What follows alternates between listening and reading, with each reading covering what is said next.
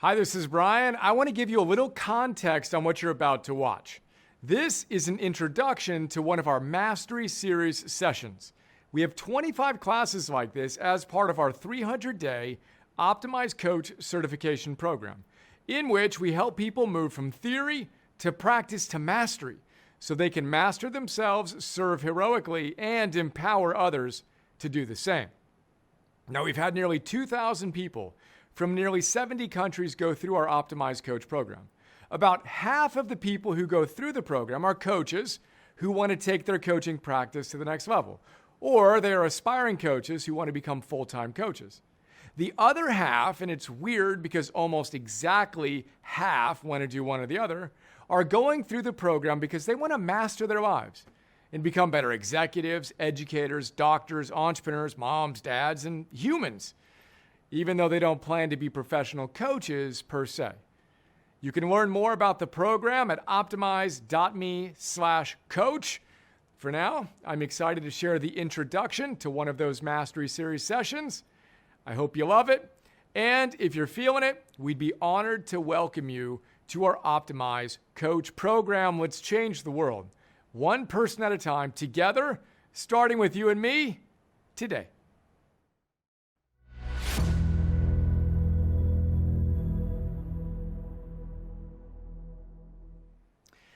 Hi, this is Brian. I am thrilled to welcome you to our Optimized Coach program and to our Mastery Series. I am holding a very thick stack of notes. This is my life's work in about I don't know how inch thick stack that is. It is a brick. 300-day program, our Mastery Series. As many of you know, I have spent half of the last 20 years. I'm going to drop this brick. I've spent half of the last 20 years as a founder CEO. I've raised over $10 million, built and sold 2 businesses, and the other half of those 20 plus years as a philosopher, a lover of wisdom, studying, teaching, and striving to embody the universal truths of ancient wisdom and modern science. In the process, I've created over 600 Philosopher's Notes at this point. En route to 1,000, we have 50 Optimal Living 101 classes. We have over 1,000 Optimized Plus Ones. But this is where we bring it all together. In our Mastery Series, 7 modules, 25 sessions spread over 300 weeks to help you move from theory to practice to mastery. We are absolutely committed to helping you master yourself so you can serve heroically and empower others to do the same. That's how we're going to fulfill our mission to change the world one person at a time, together, starting with you and me today.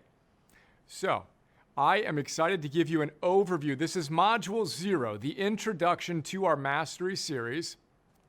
I'm going to walk you through those 7 modules, those 25 sessions, give you a quick look at what's in store. Then we're going to wrap it up with a series of exercises, reflection exercises, and practical action steps, our very first tool. We're going to have a lot of tools we want you to have ready at hand to go give the world all you've got. But first, we got to step back and look at our name, right? So optimize is from the Latin optimus, which literally means the best. Now, of course, in our case, we're talking about you as the best version of you. Now, in ancient Greece, if you asked those guys, Socrates, Plato, Aristotle, and even the ancient Stoic philosophers, Epictetus, Seneca, Marcus Aurelius, etc., if you said, hey, what do you call that best version of a human being? They'd say, we call that a eudaimon. So we go optimize equals optimus equals best equals eudaimon, which literally means a good soul. Understanding that is our first module we'll talk about in a moment. But we don't stop there. It's not enough just to become the best version of yourself. And do what? Take a 6-pack selfie you're going to post to Instagram? No. We want to use our gifts and use our self-mastery in service to the world. We want to become and live as heroes. Now, that has an ancient Greek etymology as well. The ancient word hero didn't mean tough guy or gal or killer of bad guys. It meant protector. A hero was a protector. A hero had strength for 2. A hero's secret weapon was love. That's what our program is all about. Optimize equals optimus equals best equals eudaimon equals hero. In fact, reach into my pocket full of goodies today. If you come join us at the graduation, you will get a lanyard with your name tag on it, and it says, optimize, see if I can get that. Optimize equals Optimus equals best equals eudaimon equals hero. Optimize equals Optimus equals best equals eudaimon equals hero. You're going to hear us repeat that again and again throughout our work. We want that best version of you. We call it the Optimus you to show up more and more consistently in service to the world. Now, our 7 modules, I will give you a very quick look, then we'll take a little deeper dive. Then, of course, we'll jump in with Module 1 in our next session. Module 1 is eudaimonology, the study of a good soul. Did you know the word psychology literally means the study of a soul? We jokingly say that they wouldn't have had to add positive before psychology had they started with eudaimonology in the first place, the study of a good soul. In this module, we're going to invite proxies for ancient wisdom and modern science to the party. Aristotle and Martin Seligman, the founder of the positive psychology movement. We're going to ask them, hey guys, what's the ultimate purpose of life? Come on, what is it? And they're going to give us one-word answers. Then we're going to say, okay, that's awesome, makes sense. How do we actually do that? And then they're going to say the exact same thing again. It's kind of fun. Ancient wisdom, modern science. If you look hard enough, you see these are universal ideas across all cultures, across all time. Eudaimonology is module number 1. Then, that's not enough, right? We want to become heroes, so we got to study heroology. That's module 2. Now, as you may know, I happen to be in a documentary featuring wisdom from Joseph Campbell, along with Deepak Chopra, Robin Sharma, Laird Hamilton, some other great luminaries, right? Now, what we're going to do in heroology is we're going to spend 3 sessions together operationalizing the wisdom from Joseph Campbell and others on the hero's journey. We are all here to live a modern expression, idiosyncratically, of our own unique hero's journeys. We're going to think about anti-fragile confidence. This is going to be a big theme of our work together. Anti-fragile. Not fragile, not even resilient. Anti-fragile. We're going to define that and have fun with it. Confidence. Anti-fragile confidence. Confidence literally means intense trust. Not that everything will go perfectly, but that you have what it takes to respond to whatever life throws at you. That's true confidence. We're going to talk about heroic courage. Again, looking at the etymology of hero and courage and applying it to our lives. Then responsibility. We as heroes can't afford to be victims. We need to move from victim to creator to hero. We'll talk about how to do that. Viktor Frankl says, I'll tell you right now, in between stimulus and response, there's a gap. And what we need to do is get really good at stepping into that freedom. He says, in that gap is your freedom to choose to express the best version of yourself. Anti-fragile confidence, heroic courage, responsibility will be the themes of our heroology. We're also going to talk about the fact that it's not supposed to be easy. When you go on a hero's journey, you fight dragons. You don't sidestep lizards, and sometimes you get cut up. You get wounded, you get hurt, you fall down, you fall short of your ideals. Fantastic. Get back up, apply some healing balm. We're going to give you all the tools and provisions you need for your hero's journey. Self-compassion 101 is the cornerstone, or the ingredients to our healing balm. With no shame, we're going to use everything as data to get a little bit better. That's module 2, heroology. But then all that's nice and warm and fuzzy, but we got to go to module 3, which is the big 3 times 2. We got to put it into our lives. Okay, that's nice. How do I live this stuff? Well, I'm a huge fan of Stephen Covey. I've learned a lot from Tony Robbins. Those guys say similar things. Stephen Covey says you got to know your roles in life and your goals. Robbins says you got to know your categories of improvement and then go get them. Now, those are awesome, but they're also potentially infinite and overwhelming. So, for one of the very few times, I agree with Sigmund Freud, who tells us the good life is work and love. If you express yourself fully in work and love, you're doing pretty well. I think that's awesome. Big 2. But I offer you need to get a third thing right, which is energy. If your energy isn't dialed in, you're going to have a tough time showing up fully in your work and love. So we've got a big 3. Energy, work, and love. We're going to talk a lot more about that. Then we times it by 2. We want to know you at your best, identity-wise. Who are you at your best? Energy, work, and love-wise. We're going to talk about this a ton. What virtues do you embody? And then what are you going to do today to be in integrity with that? Which leads us to the 4th module, Carpe Diem. Today's the day to move from abstract to concrete, theory to practice to mastery. We're going to spend 2 full months, 6 sessions, helping you get the fact that if you want a masterpiece life, you need to create masterpiece days. At the end of this, you will be moving towards certainly becoming a master of creating masterpiece days. We're going to help you systematically architect a protocol so that you do what you do when you're on and stop doing the stuff you do when you're not quite so on. 6 sessions. We'll talk about that in more detail in a moment. Then we're going to move on to our 5th module, algorithms. We could call this Self-Mastery 101. It might be my favorite subject. How do you use your willpower wisely to install habits that run on autopilot via algorithms? We're going to look at the science of behavior change. If you've had a tough time changing your life, we got to go to the behaviors. As B.J. Fogg out of Stanford says, it's not that you have a character flaw per se, it's that you have a design flaw. You haven't been taught how to properly change your behaviors. We're going to fix that, and we're going to help you install your number 1 habit, delete your number 1 kryptonite habit, and literally, fundamentally, permanently change your life. Then we're going to spend 4 sessions on that. Big picture, install, delete. Then our head coach, Michael, who will be joining us to help us move into practice on each of these ideas and sessions, is going to give us the power algorithms, yours and Optimize power algorithms.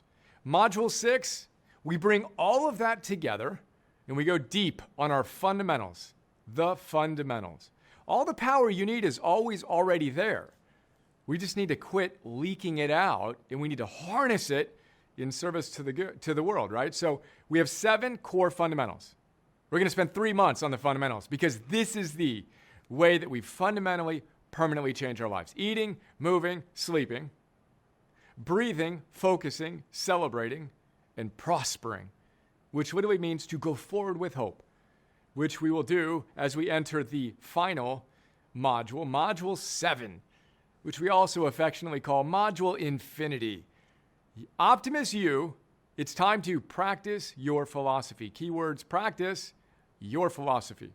We're going to challenge you to take everything you've been learning and put it into your own philosophy. As Nietzsche says, there is no the way. When asked what the way is, he said, there's no the way. Here's my way. What's your way? We're going to give you some universal ideas, but you need to run it through your lens and figure out what your life philosophy is. Then have it, those tools and weapons and guides ready at hand as you go navigate your life. Those are the 7 modules. That's a super quick look. We'll take a little deeper look, and then we're going to wrap everything up with what we call a dojo decision. We're going to check in on your level of commitment, and then we're going to have 3 reflection exercises. We're going to take a quick trip to heaven, and then a quick trip to hell, and then we're actually going to go to the end of our lives, to our own funeral / end of life celebration. Then we're going to come back to today and run what we call the ultimate algorithm. I'm going to boil down all of our work together, 300 days into 30 seconds, 1 algorithm, 3-step process. How's that sound? Kind of fun, huh? 7 modules, 1 breath. Actually, let's do that. Let's take a breath. We're going to teach you how to breathe properly. That'll be a fundamental part of this. But for now, I'll take a break by us taking a break together. Do what's called flipping the switch. We call it flip the switch. So flip the switch right now. Strike what Amy Cuddy would call a power pose. Go from Clark Kent, if you've been hunching over, to a Superman posture. Nice and wide. That literally changes your underlying physiology. One of the fastest ways to get your power dialed in. Flip the switch, we call it. Flip the switch. Pull a thread, an imaginary thread, through your spine, through your head, up. So you lengthen your spine. Chest up, chin down. Whatever your superhero pose is, right? Breathe in through your nose. Very important. We're going to stop breathing through our mouths, fight or flight. We want a calm, energized perspective. In through your nose. Nice, slow, gently. Down into your belly. Important. The diaphragm is your number 1 most underutilized muscle and underappreciated muscle. Got to work that guy out. In through your nose, down into your belly. Back out through your nose. Exhale slightly longer than your inhale. That's how we flip the switch on not only power and confidence, but our parasympathetic relaxation nervous system. So I'm going to be quiet for a second. Let's do that together.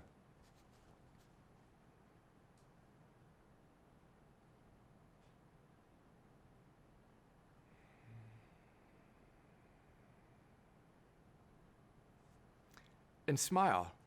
Always end with a smile. Very important point. So, eudaimonology, officially taking the paper clips off. We're getting real here, folks.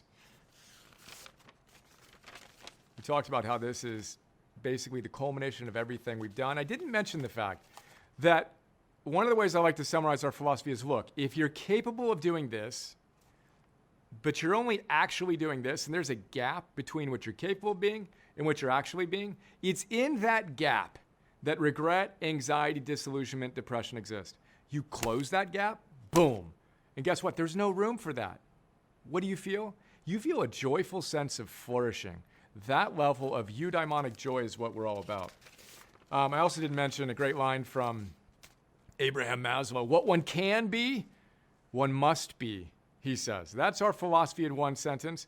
I'll get to our philosophy in one word in a moment. So eudaimonology, eu is good, daimon is soul. Good soul. That's what Aristotle and the ancient Greek and Roman philosophers said is what it's all about. Living as that best version of ourselves. I like to say high-fiving your inner soul, closing that gap. So we've got to start by knowing the game that we're playing. Our society, as you might have noticed, is kind of in an all-out war against mastery. We've got a lot of what could be called vicious versus virtuous behavior. So we've got to step back out of that society. You'll hear me say often throughout our time together that it is no measure of health to be well-adjusted to a profoundly sick society. That's Krishnamurti. It is no measure of health to be well-adjusted to a profoundly sick society. So, we've got to study what it means to have a good soul. And as I said in the prelude, if we were going to look at, and what I've spent my life studying is, what does ancient wisdom have to say across all traditions, and what does modern science have to say about the same subject? And then how do we make this practical in our lives today? How do we develop a protocol via this mastery series? Now, again, if we were to ask ancient wisdom philosophers and spiritual teachers and modern scientists, what's the ultimate purpose of life? And we decided to use Aristotle and Seligman as proxies for ancient wisdom and modern science. Again, we all know Aristotle, big three, Socrates, Plato, Aristotle. And Martin Seligman, as you probably know, is the founder of the positive psychology movement.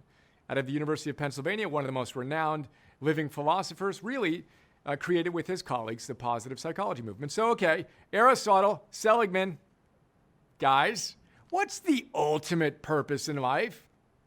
Seriously, what is it? Well, you go to Aristotle, and he'll answer you in one word immediately. He'll tell you that the summum bonum, the highest good, he would say, the ultimate purpose in life, is to live with eudaimonia. Eudaimonia. You become a eudaimon, you live with eudaimonia. Now, we weakly translate that word into English as happiness, but it's much, much, much deeper than happiness as we conceive of it. We're not talking about hedonic happiness. We're talking about eudaimonic happiness. The more direct translation happens to be the name of Martin Seligman's most recent book. He wrote a book called Learned Optimism, then Authentic Happiness, then his most recent book, where he really captures the basis of what he calls well-being theory, is called Flourish. You know what that is in Greek? Eudaimonia. They give us the exact same answer in one word. Eudaimonia, flourish. That's the ultimate purpose of life. To flourish, to express the best version of ourselves in service to the world. That's the ultimate game we're playing. But again, it's easy to get confused in our modern world and think it's following the latest reality TV star, making sure we keep up on Instagram feeds or whoever's doing what, fictional or athletic, drama, etc. No. The ultimate game is to express the best version of ourselves and to live with eudaimonia, or to flourish, as Seligman says. Now, you ask the same two guys, how do you do that? That sounds nice, but how do you do that? Aristotle, again, answers you in one word, and he gives us the one word that would be the one-word summation of all of our work together. 300 days, one word, here it is. Arete. Arete is the Greek word that we translate as virtue or excellence. Arete, virtue or excellence. But it has a deeper meaning. It means something closer to closing that gap between who you're capable of being and who you're actually being, moment to moment to moment, expressing that eudaimonic best version of you. Right now, can you be the best version of you? When you do, that's called arete, and you experience eudaimonia. And again, that's our entire philosophy. in 3 words. Eudaimonia via arete. Now you go to Seligman and you say, hey, what do you think? And he'd say, well, you know how I started the positive psychology movement was I got some of my smartest colleagues and we pored over all of the ancient wisdom traditions, right? From Judaism and Christianity and Islam to Buddhism and Taoism and Confucianism and Hinduism, all these ancient traditions, the wisdom traditions of ancient Greece and Rome, etc. And what we found was they all said the same thing. They all said to live with a core set of virtues. So they founded the whole positive psychology movement on this idea. We'll talk about those virtues in a moment. But they basically said, you want to flourish? The most fundamental thing, and there's a nuance, other things that go on, of course, but the most fundamental thing is put your virtues in action. Eudaimonia via arete, flourishing by putting our virtues in action. There we go. That's the game we're playing, and that's how you play it well. And helping you play that game well is, of course, what our whole program is all about and what eudaimonology is all about. We got to operationalize virtue. I get fired up about virtue. In eudaimonology, we have fun saying, a lot of people are wine connoisseurs. Awesome. You can kind of notice this and that about wines. I'm not that guy.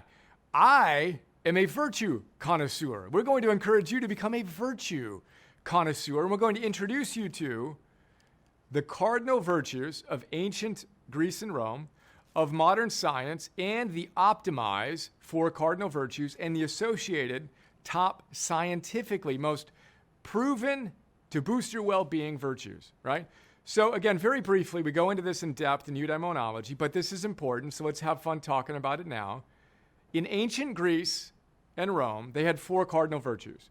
Wisdom, then something they called temperance, and then courage, and then justice. Those were their 4 cardinal virtues, right? Now, modern science looked at their virtues and everybody else's virtues, and they said, yep, those 4, everybody agrees, and we're going to add 2 more, humanity and transcendence. And again, longer chat, but those are their 2. So they have 6. Then they break those down into 24. Then they help us find our 5 unique ones that will help you find. And I look at those and I say, okay, that's nice, but let me see what we can do to modernize that and make it even more really salient and just stick out in our minds and practical. So I take those virtues and say, look, our 4 cardinal virtues for optimize are the following. Wisdom, totally agree, of course. And wisdom, by the way, is the virtue. All the other virtues are just expressions of wisdom. A philosopher is a lover of wisdom. Philo, Sophia. Wisdom is knowledge of how to live. So we want to know how to live, and then you express virtues naturally when you're wise. But wisdom and then temperance is a really weak word for what they really mean, which I would say is self-mastery. It's not just eating, enough, not too much, not too little, or whatever, not drinking too much, temperance. It's self-mastery in every aspect of your life. Wisdom, self-mastery. Then we have courage, of course. And then I look at justice and humanity on the science side. Justice is a very weak word. So we're not talking about legal justice when you read the ancient texts. It's love is what they're talking about. Being a good human being.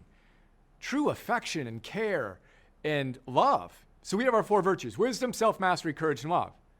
Then science has 5 virtues which have been most robustly, empirically proven to be associated with your flourishing. The number 1 virtue, can you guess what the number 1 virtue is that is most highly correlated with your flourishing? What is it? Because I'll tell you what, we're going to spend the most time on this virtue. What would you guess? Very few people get this question right. The only people who get it right, when I've run this at our graduation, we had over 500 of our first class of 1,000 came to our graduation to celebrate together, do a Spartan race together. One person knew. She had gone through the Masters of Applied Positive Psychology program at University of Pennsylvania. It's zest. It's a weird word, zest, for energy. Your life force, your vitality, we call it soul force. Your energy is your number 1 correlate to your well-being. Pretty simple. If you have a hard time getting out of bed in the morning, you're going to have a hard time living your greatest life. So we got to get your energy dialed in. Zest. Then hope is the number 2 most powerful virtue, tied for the 3rd, gratitude. We're going to talk about the science of both of those very briefly. Hope has 3 parts. You believe your future is going to be better than your present. If you don't, you're hopeless, literally. You believe you have the power to make it so. They call that agency. So you have a goal and you have agency and you have a pathway, a plan, and a willingness to take multiple pathways. That's the science of hope. We're going to map that out again and again and again. You will be a master at cultivating hope in yourself and your loved ones, your clients, your colleagues, etc. Then we have gratitude. The scientists arm wrestle for which one's in the second slot behind zest. We'll let them debate that. But we have our top three: zest, hope, gratitude. Gratitude boosts your well-being by 25%, simply keeping a gratitude journal. Crazy. Guess what we're going to do? Keep a gratitude journal. We'll talk about how we approach that. It also boosts the amount of sleep you get by 30 minutes a night. It boosts the amount of time you spend exercising by 33%. Gratitude's big. We're going to engage in that consistently. Then we have curiosity. Curiosity is an openness to life, a willingness to see what's working, what's not working, and get to work to make yourself a little better as you spiral up. That's curiosity. Then the fifth is love, which we include in our cardinal 4. And that is our compass that we have a worksheet on right now. We're actually producing a compass right now, a physical compass that I cannot personally wait to get. You, my friend, are becoming a virtue connoisseur. Here's the virtue compass. You'll see this in your worksheets, in your workbook, etc. Again, we've got a beautiful set of worksheets and a workbook for you. Michael, our head coach, will be walking you through. I'll do the theory, then he's going to do the practice. Give you all the worksheets, walk you through it, kind of kick you in the butt to go live this right now. And we're going to pace this. 2 weeks on, 1 week off. 2 weeks on, 1 week off. With a little midterm break, back at it. And you're going to spiral up, integrating these things, moving from theory to practice. We don't want you to just think about these ideas. We got to put them into practice. Let's put one of those breaths into practice again. How about that? Kind of on a roll. This is kind of fun. Let's keep on rolling, but let's take another breath. You remember the 3 principles? Nose, belly, exhale slightly longer. Let's go.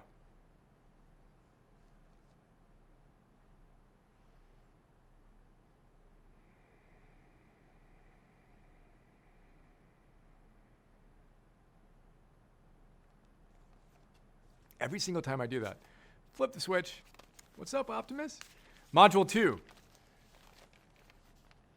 is Heroically, the study of a good hero. Again, we want to master ourselves so we can serve heroically and empower others to do the same so we can change the world. I mean, we're unabashed in our ambition to literally change the world. And we can only do that if each of us are being the change, Gandhi style, we want to see, which is why we spend so much time on what we call client number 0. Coaching program, 3 parts. Client number 0, that would be you. Client number 1, how do you use the optimized protocol with your clients? And then dollar number 1, how do you build a business? Becoming a coach, if that's your thing. And again, half of us going through this program, almost oddly, almost exactly half, are doing this because we are existing coaches, want to go to the next level, or want to create a coaching business. The other half just want to master their lives. Become a better executive, become a better mom or dad or human being, right? Whatever the case, we need to operationalize this, be the change we want to see, etc. Now, Heroically, we're going to, as I discussed, break down the science of living an heroic life. Hero's Journey 101. If you haven't watched Finding Joe yet, that documentary, check it out. FindingJoeTheMovie.com. I happen to be in that with Deepak and Robin Sharma and Laird Hamilton, Tony Hawk, some other great people sharing ideas on how we go about living an heroic life in the modern world. Well, we're going to spend 3 sessions over a month plus on this, right? We're going to start with the fact that it's supposed to be hard. Quit pretending that it's supposed to be easy. That's actually the greatest source of your suffering, that this shouldn't be happening. What are you talking about? A, it should be happening. And B, if you're committed, because it is happening, if you are committed to living heroically, we need to get really good at moving from victim, complaining, criticizing, gossiping, etc., to creator, to hero. We have something called targeted thinking we'll talk a lot about. Short story there is, anytime you find yourself rattled, just say, what do I want? What do I want right now? I do this with my 7-year-old son and my 3.5-year-old daughter. What do you want? I hear you and that's a bummer, but what do you want? What can I do for you? What do you want? And then what do we need to do to get it? 2-step process, targeted thinking. But the 3 things we're going to talk about here are anti-fragile confidence, heroic courage, and responsibility. Anti-fragile, I already mentioned. You can be fragile. Imagine a package being shipped in the mail. Fragile. Don't handle me roughly, I'll break. Right? We're all fragile at times. We don't want to hang out there. Resilient is like, okay, you can kick me around. I'm pretty strong, but don't go too hard, right? And maybe you bounce back a little bit faster. That's resilient. But we want to be anti-fragile. This is a word Nassim Taleb coined in a book by the same name. He talks about it in the context of economic systems and governments, etc., on a very macro level. I talk about it. We talk about it on a micro level. We want you to be anti-fragile. The opposite of fragility is not resilience. Again, that's better than being fragile, but the best place to be is the more you kick me around. Imagine writing this on the box that is you. Kick me around, please, because the more you do, the more challenges I face, the stronger I get. We have a mantra for that. It's not OM, O-M. It's O-M-M-S. Obstacles make me stronger. OMS. At our graduation, we all did it together right before we did the Spartan race. It was awesome. Obstacles, literally, with the right mindset, make me stronger. Why do you go to the gym? You go to the gym to lift real weights, not styrofoam weights. So when life throws you challenges, channel Epictetus and say, thank you, Stoic gods, for giving me a wonderful opponent to get stronger against. He sent you a young buck, Epictetus says, a young wrestling buck to make you Olympic caliber. And when we have an anti-fragile attitude, we adopt that. Another thing to think about, Nassim Taleb tells us, wind extinguishes a candle, but it fuels a fire. Imagine that. Big wind, candle's out. Big wind, fire just got bigger. We're going to work on this hard.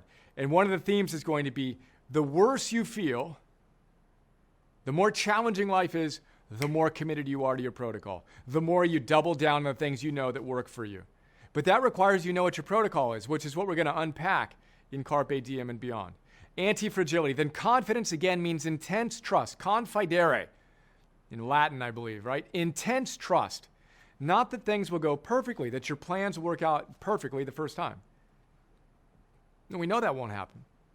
But we know that we have what it takes to respond to whatever life throws at us and get stronger each step of the way. That's anti-fragile confidence. We're going to unpack that throughout our program. We've gotten a ton of feedback that is absolutely life-changing. So then we move on to heroic protector. Again, hero, in our version of the ancient Greek, we spelled H-E-R-O. A line over the E, a line over the O. Kind of cool. Hero means protector.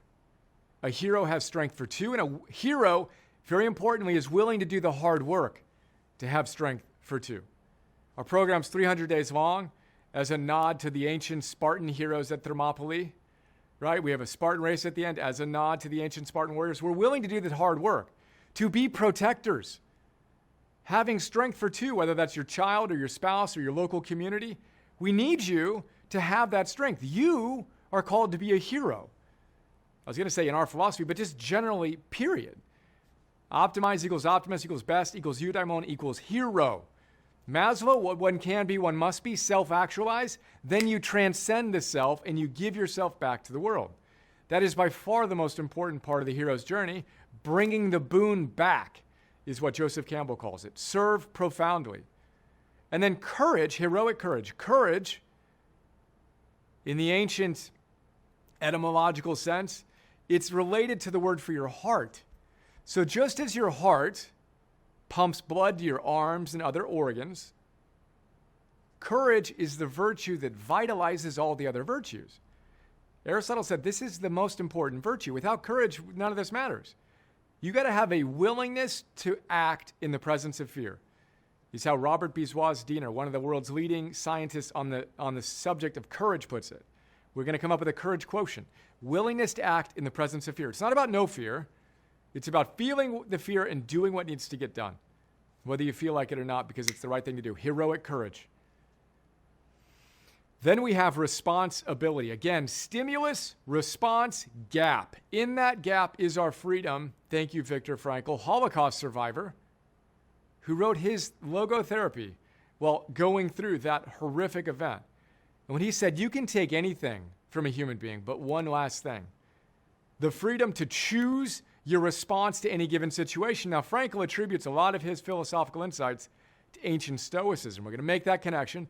And that's rule number 1. Some things are in your control, some things aren't. Accept those things that you can't control, serenity prayer style, and then choose to step in between stimulus and response. Stephen Covey, habit number 1, be proactive. Be response-able. Close the gap mindfully, more and more consistently. That's Heroically. Now we're ready for the big 3 times 2, but we're kind of on a roll with this whole breath thing. I didn't know we'd do that, but it kind of works, doesn't it? So let's go. We're going to teach you to create a count, by the way. There's a certain count that will help your heart rate variability. It's called coherent breathing. I do a 6 in, hold 1, 8 out. I'm a little over 6 feet tall. The recommendation is around 4 breaths per minute. That's what I do. We'll figure out yours. There'll be something between 4 and 6 breaths per minute. I'm going to do a 6, 1, 8. You may want to bust out a stopwatch. We're going to have you do that further on. But for now, nice, slow, calm, quiet, rhythmic, in, down, back out, slightly longer.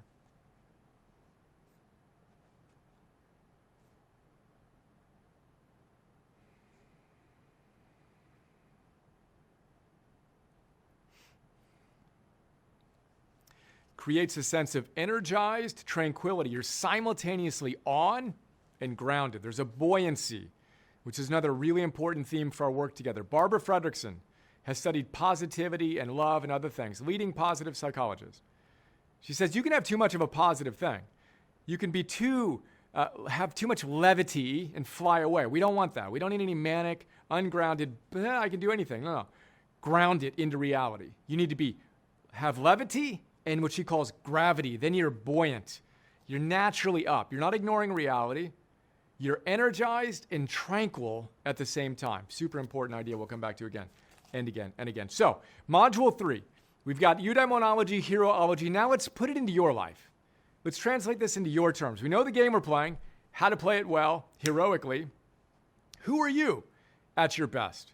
Again, we did the origin story already. Covey, roles and goals, Tony Robbins, categories of improvement, Freud, work and love, energy, work, and love. That's our big 3. We're going to come back to this so many times. Energy, work, love. Energy, work, love. And then we times it by 2. Identity, virtues, behavior. So I'll ask you right now. And again, we're going to go into depth on this. Who are you at your optimist, best, energetic self? Energy-wise, when you're at your best, who are you?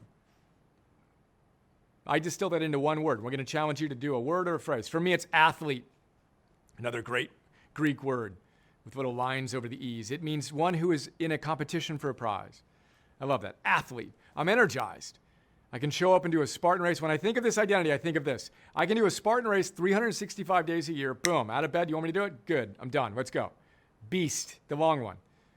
And I want to be able to do a Spartan race. I'm going to be 50 in 4 years, right? At 75, at 101, God willing. I want energized longevity. Boom, that's my identity energy-wise. What's yours? And then what's your best identity, optimist best you, work-wise? We want to know that. Identity means repeated beingness. You want to know who you aspire to be, then you want to act like that version of you, then you become more and more like that version of you. So who are you at your best work-wise? For me, I'm a philosopher, in one word. A world-class philosopher and teacher is what I aspire to be. I'm deeply committed to that. I can see that best version of me, and I hustle every day to be that version of me. Then love. Who are you at your best, love-wise? What's your identity? Are you married? Do you have kids? How do you relate to the world, love-wise? For me, I'm married to Alexandra, who we'll get to spend a lot of time with together and also virtually in her one-on-one sessions in the coaching Q&A. And my 2 kids, Emerson and Eleanor. Right now, my identity, summarized in a little phrase, is soulmate. At the most deep sense of soulmate, eudaimon.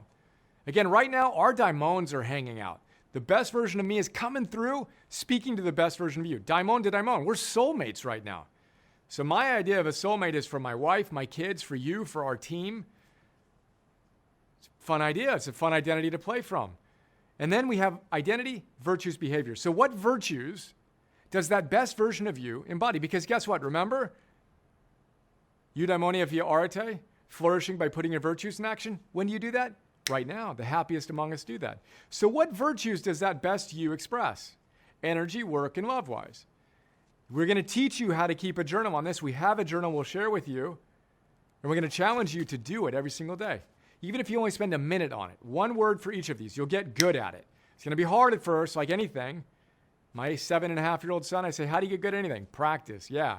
Everything's hard till it's easy, but we're going to help you get clarity and make it easy to identify your identity, then the virtue. So for me, athlete is my identity energy-wise. My number one virtue, I'm disciplined. And then my number one virtue for work, I'm prolific. I pride myself on consistently showing up. And then my number one virtue for soulmate is I'm connected. I don't have technology in front of me when I'm connecting. I'm connected. I'm present. I'm right there. And then we say identity, virtues. What are you going to do today? What are your behaviors? The number one thing you're going to do. Energy, work, and love. So for me, I got a protocol. I hit the trail. I do my burpees and push-ups and pull-ups and all this stuff, right? What do you do?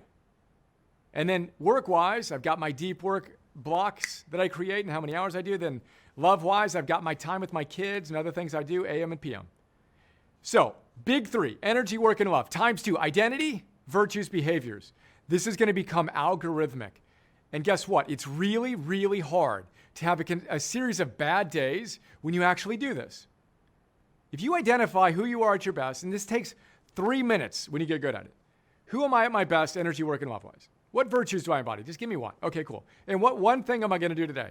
It's hard to have a circus in your life when you do that. Your highs get higher and your lows get higher. You quit doing this when you have a protocol that you work consistently. This operationalization of virtue via the big 3 times 2 will be a big part of our work together. There's my journaling this morning. So then we say playfully, all right, all that's nice. I like it. You kind of got me. But when should we put this into effect? And we say, today's the day, which is why our 4th module is called Carpe Diem. Seize the day. Today's the day. Before we go to that, ready for another breath practice? One more breath. I'm going to do 2.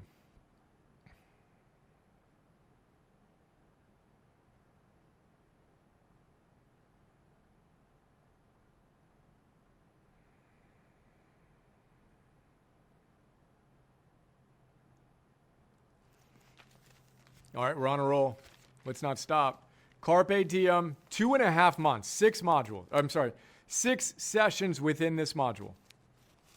Each again, theory, practice. That's how that stack got so thick. Each of them is going to have 10 ideas, each of these different sessions, right? So we're going to start out with the big picture. Then we're going to break it down into different elements. The big picture is straightforward. We need to cultivate what my coach, Phil Stutz, calls, author of The Tools in Coming Alive, check out those notes, calls emotional stamina. Emotional stamina, where you can handle what life throws at you. I call that anti-fragile confidence. In one of our early sessions, he said, you know what, you got a lot of emotional stamina, right at the end. Next session, I said, what did you mean when you said emotional stamina?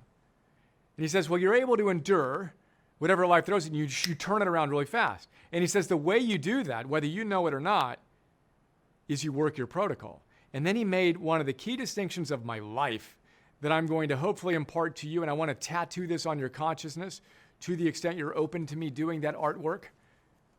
The worse you feel, he says, the more committed you are to your protocol. Imagine that. The worse you feel, the more committed you are to your protocol. Now, I don't know about you, but when I used to go up and down, thankfully a while ago, although again, we're never going to be perfect. We're always going to have highs and lows. But when I used to be really up and down, the worse I felt, the less I worked my protocol. That's when I did all this stupid stuff. That's when my demon took over and I forgot I even had a daimon. And he says, this is the trick. The worse you feel, the more committed you are to your protocol. Now that begs the question, do you know what your protocol is? Do you know what you do when you're on? Because world-class performance, optimizing and actualizing, mastering yourself in service to others, etc., is all about consistency on the fundamentals. You got to know your protocol. So we're going to help you architect masterpiece days so you can experience that level of emotional stamina, anti-fragile confidence. Again, if there's one thing I hope to give you in this work together, it's that. The more you get kicked around, the stronger you get. And you can only do that if you don't flinch and you lean in. And you say, you know what? I really feel like doing all the stupid stuff I used to do. I used to blow myself up with inputs, watching different shows and stuff at night on the nights that I was most stressed and I most needed a good night of sleep. Now you couldn't pay me to do that. I've got a firm shutdown complete in work and digital sunset. Sun goes down, my electronics go down so I can wake up the next morning feeling great. I've said actualizing my potential is more important than entertaining myself, and I noticed that I do stupid stuff when I'm most stressed and can least afford to do it, and then I spiraled down. I flip that switch and go the other way now. That is literally, if you can actually get this, and we'll never get it perfectly, but you even move forward 5% on this, 1, 2, 3, 4, 5, 7, 10, 20, 30, 40, 50% up, the gains are huge. This is as close to an invincibility cloak as you can have. The worse you feel, the more committed you are to your protocol, means the harder life is pushing you, the better you get. That's crazy awesome. I'm a virtue salesman, protocol salesman. Then we move on. And I say, look, if you want a masterpiece day, the number one thing you need to get is today started yesterday. Your PM bookend drives the start of your day, which then drives the rest of your day. Darren Hardy tells us you have bookends in your life, in your days, AM and PM, and you have more control over the bookends than you do the rest of the middle of your day. We say you gotta own it. You gotta crush your PM bookend, which is one session, then your AM bookend, which is the next one. PM, sneak peek, digital sunset. The number one thing most people do that kills their morning is they're up late, allowing blue light into their consciousness, which rattles up their cortisol, decreases their melatonin, makes it less likely to get a good night of sleep, and boom, they wake up feeling lethargic, and they don't make the connection. Science says unequivocally that a good night of sleep is a bridge from despair to hope. The recommended hours of sleep is 7 to 9. Sleep, not time in bed, sleep, which we'll talk about. Difference between those two. If you consistently get less than 7 to 9 hours of sleep, you double your risk of cancer. We're going to help you get a good night of sleep, boosting the hope. They also say that 1 hour more of sleep a night is the best diet you could be on. Sleep matters. What's blowing it up is your electronics. Shut them off. Digital sunset, PM. Then you go to AM, and we're going to challenge you to have what we call pre-input wins. Don't roll over and turn on your smartphone. Everyone does that. It is no measure of well-being and health to be well-adjusted to a profoundly sick society. Most people are mildly anxious or significantly depressed or have a chronic disease, etc. Frightening number of people. So we've got to choose different, more optimal behaviors. And one of the most powerful is that digital sunset. Then keep your electronics off. Do something useful. Energy, work, and love-wise. Get some pre-input wins on your big three. That sets the tone for the rest of your day. It's a powerful idea.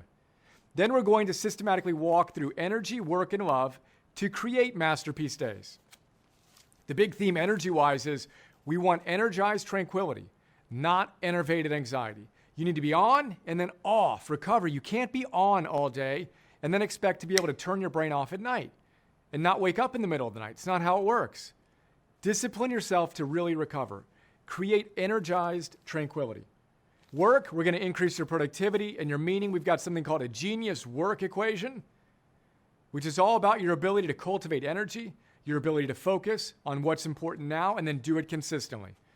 Very powerful equation we're really excited about. Kind of Cal Newport's deep work equation to the infinite power.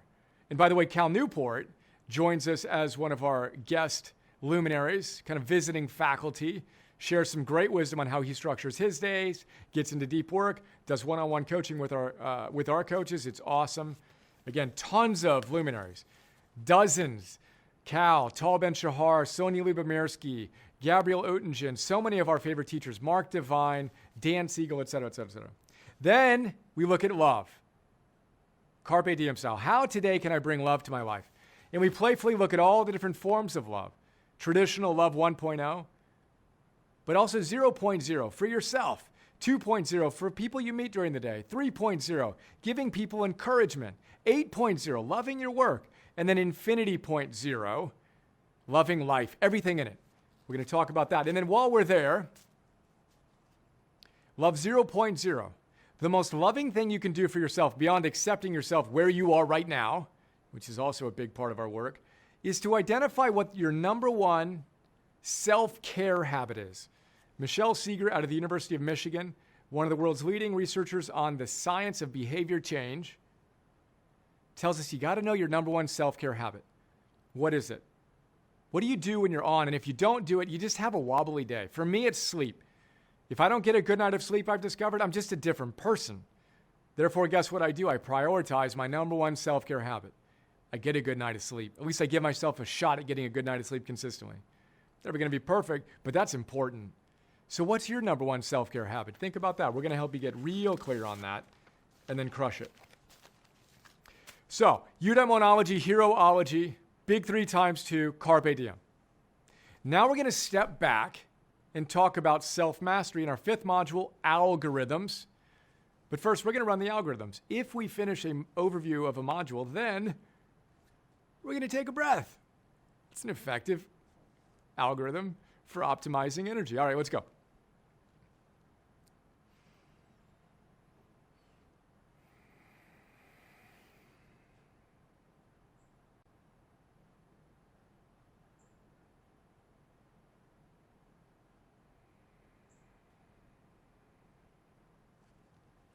I don't know about you, but if you're doing that, do you feel the groundedness that occurs?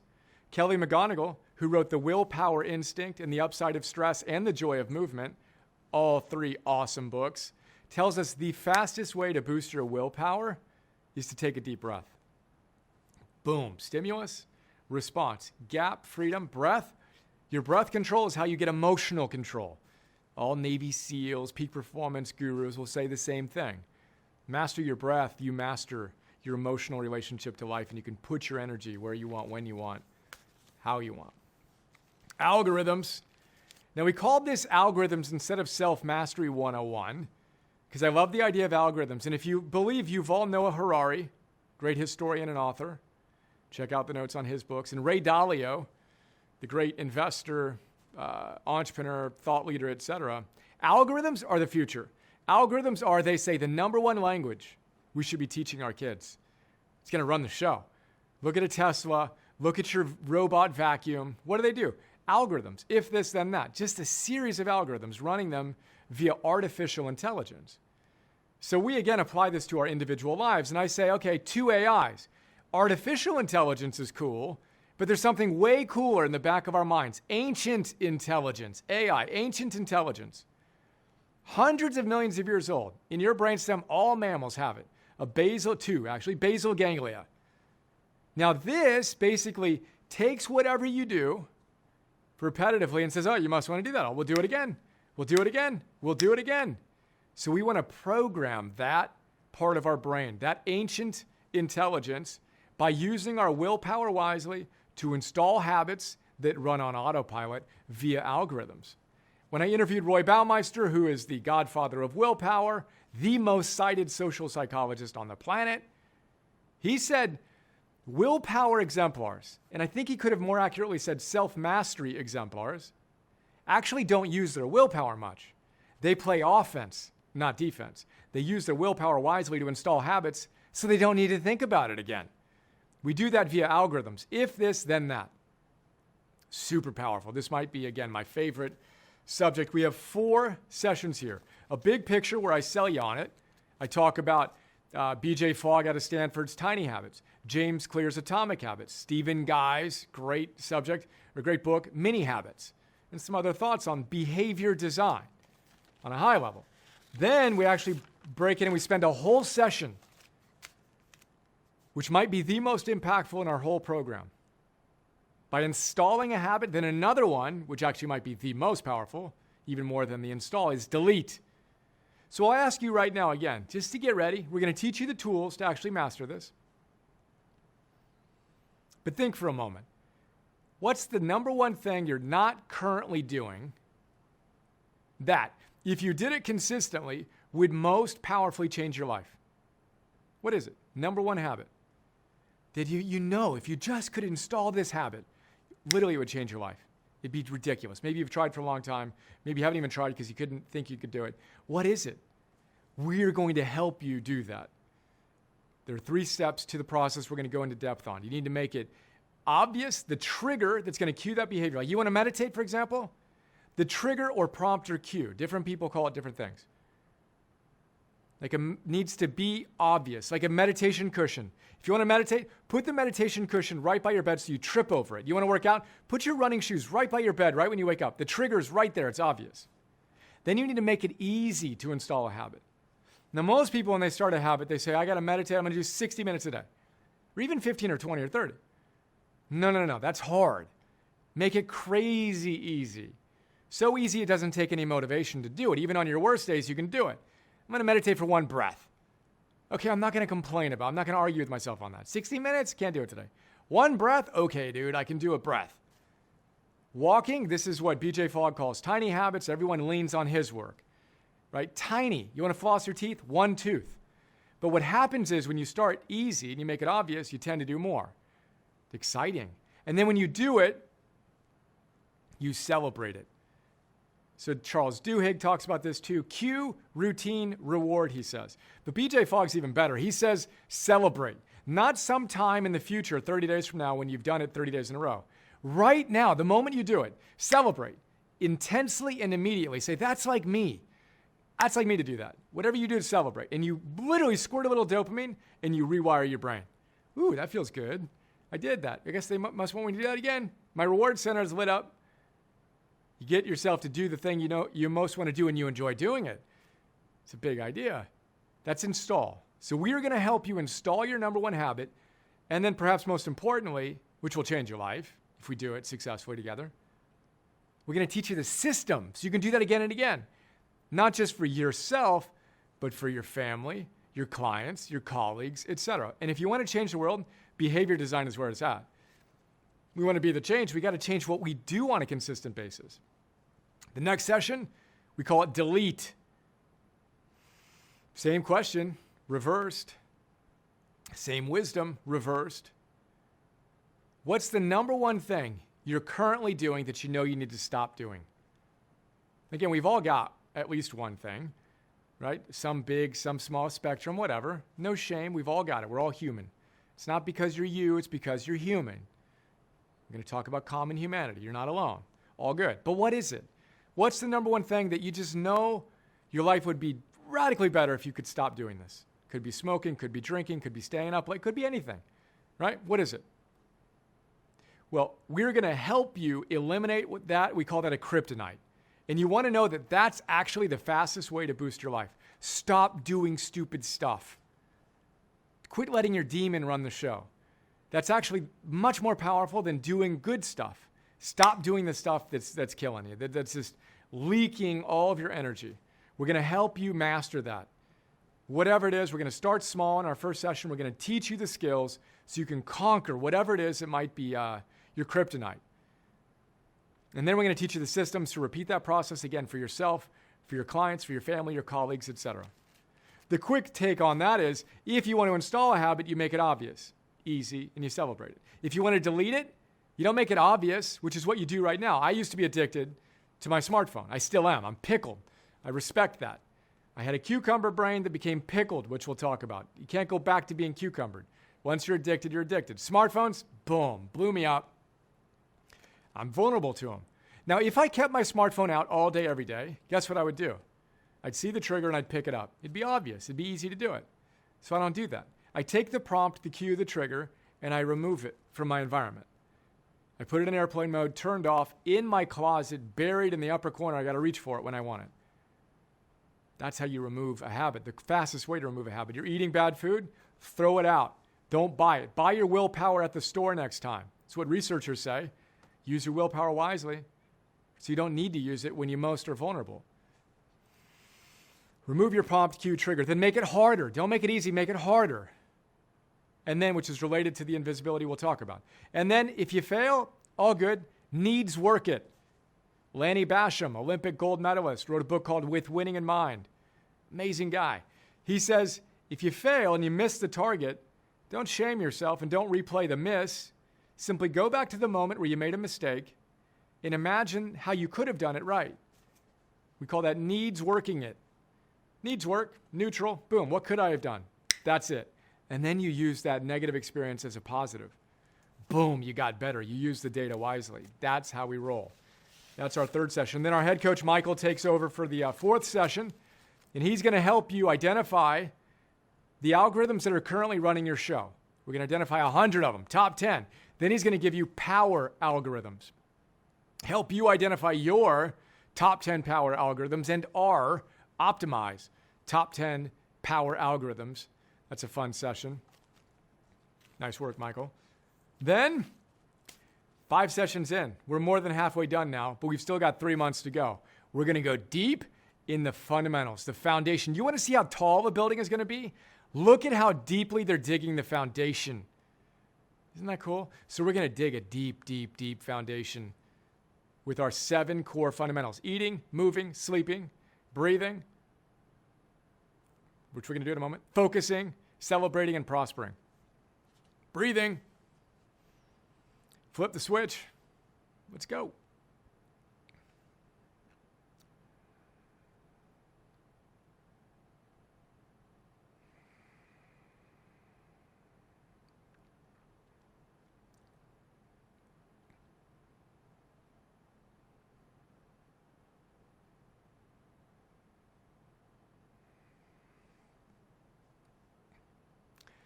One of my mantras actually just popped into my head, uninvited. Thank you.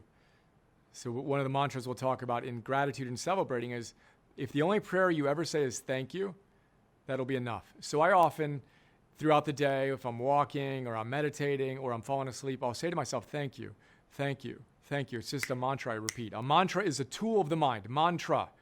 You can architect your mind by using your words wisely. So anyway, thank you literally just bubbled up into my head, and I just felt gratitude for you and the opportunity to be here. So I appreciate you being here in general, and particularly right now. I know we've already covered a ton, and I just feel blessed to be in your life. So thank you. The fundamentals. Now I draw a triangle which represents Maslow's hierarchy, right? And I draw a circle at the top of it with kind of light coming off the top, representing Optimus U. But then I draw a circle around the base, representing the foundation. The higher the building, the deeper we dig the foundation, and the more flexibility we bake into the structure, by the way. So in the fundamentals, we have 8 sessions, a big picture, and then the 7 sessions on each fundamental. In the big picture, I basically sell you on why this matters. Virtue-wise, which again is the ultimate game, peak performance-wise, you want to be great, and then spirituality-wise. Perhaps your main thing is spirituality. We have rabbis and chaplains and devout practitioners of different faiths as part of our program. Well, I'm going to suggest that the most spiritual things you can do are eating, moving, sleeping, etc. I mean, you wouldn't go into a temple or a church or a synagogue and spray paint the inner walls, right? Now, we'd all agree that our body is the temple of God. At least theoretically, we agree with that. But aren't we spray painting our minds and our bodies inside with graffiti when we overconsume ultra-processed food and sugar, when we overconsume inputs and technology and media, etc.? To me, it's a spiritual practice. There's no more fundamental spiritual practice. And if you want to connect to the divine, you need to master these fundamentals. And then you want to be great in whatever domain you excel in or you aspire to excel in. As Robin Sharma says, greatness is consistency on the fundamentals. Full stop. Doesn't matter. I mean, the domain will dictate what fundamentals you practice, whether that's an athletic sport or an artistic endeavor or an entrepreneurial endeavor or parenting, whatever. You can have different fundamentals, of course, but your consistency on those fundamentals needs to be at a very high level if you want to be among the best. Now, the amateur ignores that. They think they can get somewhere quick without mastery of the fundamentals. The pro, and we're going to encourage you to turn pro, be world class at what you do as a human being and in your domain, work and love-wise. The pro never gives up on the fundamentals. In fact, the higher they go, the more committed they are. We'll talk about some great exemplars in that realm, including John Wooden. So John Wooden is, according to ESPN, the greatest coach in history. So we're a coaching program. We're coaching you to coach others, etc. What's the greatest coach in the world do when he starts his protocol? He worked with, if you didn't know, John Wooden, UCLA basketball coach, go Bruins, my alma mater. Took him 16 seasons to win his first championship. Took him a long time. But when he figured it out, he figured it out. He figured out his philosophy. Then he won 10 of the next 12 championships, which is nearly unheard of. So it doesn't matter how long it's taken you. We're going to figure it out. Let's go. Capitalize all those gray whiskers into wisdom that we can apply in our lives. But John Wooden, the first thing he did with the nation's best basketball players, before he let them on the court, he taught them how to put on their socks. Literally, he'd teach them, here, pull the sock up just like this over your toes, and then you get it over the heel just right, then you roll it up this way. They'd look at him like, are you crazy? Really? You're going to teach me how to put on my socks? You recruited me to come here to teach me how to put on your socks? Yeah. Because if you can't put your socks on right, you might get a blister. If you get a blister, you might have to sit out part of the practice. If you sit out part of the practice, you're not going to be as well trained and conditioned. We aren't going to perform as well in a game. We're not going to win national championships. Those socks matter. So I offer, these are your socks: eating, moving, sleeping, breathing, focusing, celebrating, prospering. You don't get these basic, simple things right, good luck getting the hard things right, especially when the world rocks you. And don't believe me? Go to Jesus. What did he say? The parable of the wise or foolish builder. Basically, he said, you need to practice your philosophy, what I'm teaching you. And if you don't, when the storms come, you're going to be like someone that built their house on sand. And then boom, it washes away. You get wobbly and you fall apart. But if you're a wise builder, you build it on the rock of his teachings, the fundamental truths of his work, and then boom, you can sustain that onslaught, that torrential downpour of rain, etc. Same thing here, anti-fragile wise. You got to operate with consistency under protocol, and it starts with the small things. I interviewed David Allen, Getting Things Done. He told me there are no small things. Small things are everything. The sublime comes through the mundane, is what he said. My coach says the same thing. Phil Stutz, microtransactions, he calls them. Boom, boom, boom, boom. The smaller, the better. How focused can you be on this moment? Boom. That's what gives you your power. Close the gap, et cetera, et cetera, et cetera. Practice your philosophy, starting with the fundamentals. And then, perhaps most powerfully, we have a Ken Wilber idea I sell us on in the fundamentals section. So he says states and traits. You can have a state experience. I metaphorically represent this as, imagine being shot out of a cannon. Boom. You go up, right? You do a weekend retreat. You walk on fire. You go to a yoga workshop and you're an enlightened pretzel. You go to a meditation retreat and you can levitate off your cushion. State experience. Perhaps you do a psychedelic drug. Not my thing, but state experience. Now, unfortunately, that state experience will not be preserved. You're going to drop down unless it's who you are. And you've built up a stage of development. It needs to be a trait of who you are and how you show up consistently. Otherwise, you're going to go boom up, boom down. In fact, you might go lower than where you started because now you tasted it. You can see this infinite potential, but you don't know how to get back there. You got to go to another workshop. You got to go do this or go do that. No. You need to work your fundamentals. You need to build the scaffolding such that you get to a place where that state is who you are. And you can only get there through sheer hustle and mastery on the basic fundamentals, one sock pull at a time. This, again, is how we fundamentally and permanently change our lives. Exercising all that mastery we cultivated today on the things that are most important. So, very briefly, 7 fundamentals. Again, each gets their own session, and each has their own associated practice. So as an optimized coach, when we do our intake forms, we say, hey, what do you want from this program? Especially when we launched the first one.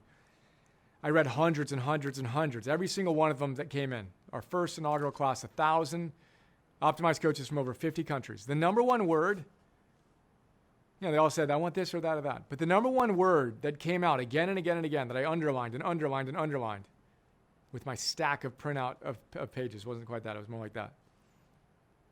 Hold me accountable. Accountability. Hold me accountable to being the change that I want to see. That's what I want from this program.